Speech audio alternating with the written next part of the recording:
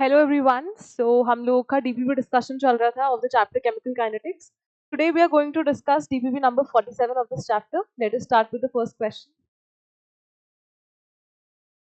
The first question says the minimum energy for a molecule to enter into a chemical reaction is called.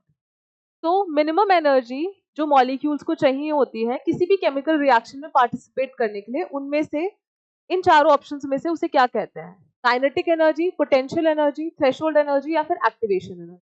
तो answer क्या होगा इसका? Threshold energy. हम क्या बोलते हैं कि अगर मैं इसका एक रिएक्शन प्रोफाइल ड्रॉ करूं तो यहाँ पे वाई एक्सिस पे हमारे पास होगा पोटेंशियल एनर्जी और ये हमारे पास क्या होगा? रिएक्शन कोऑर्डिनेट, है ना. ये है हमारे पास एनर्जी और ये है हमारे पास रिएक्शन कोऑर्डिनेट.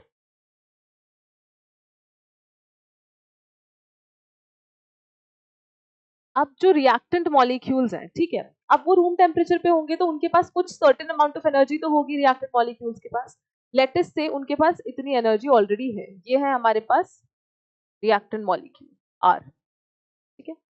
अब उनको चाहिए कितनी एनर्जी? ये है हमारे पास थ्रेशोल्ड एनर्जी.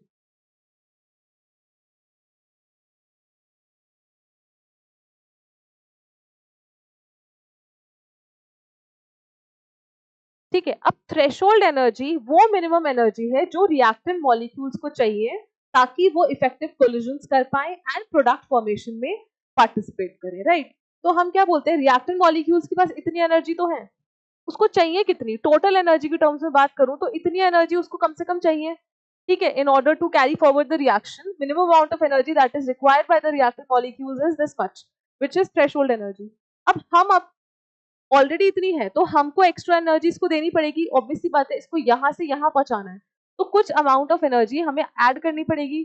किसके टर्म्स में? We can give this amount of energy in terms of heat, light, anything, है ना. तो ये एक्स्ट्रा अमाउंट ऑफ एनर्जी जो इसको देनी पड़ेगी वो हमारे पास क्या होगी? Activation energy. तो एक्टिवेशन एनर्जी क्या होती है? The minimum amount of extra energy that is given to the reactant molecules to carry out the chemical reaction. ठीक है. जो एक्स्ट्रा अमाउंट ऑफ एनर्जी हम देते हैं रिएक्टेंट मॉलिक्यूल्स को, दैट इज एक्टिवेशन एनर्जी. और मिनिमम एनर्जी जितनी required होती है उसको केमिकल रिएक्शन में पार्टिसिपेट करने के लिए, दैट इज थ्रेशोल्ड एनर्जी.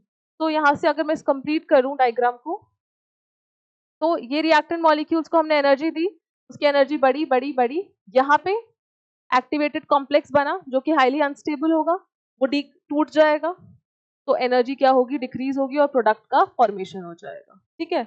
यहाँ पे है हमारे पास प्रोडक्ट. और ये जो एक्स्ट्रा अमाउंट ऑफ एनर्जी दी है यहां से यहां तक की, ये क्या है? एक्टिवेशन एनर्जी, ये. ठीक है. और ये पूरी वैल्यू क्या है? Threshold energy. So the minimum energy for the molecules to enter into a chemical reaction is called threshold energy.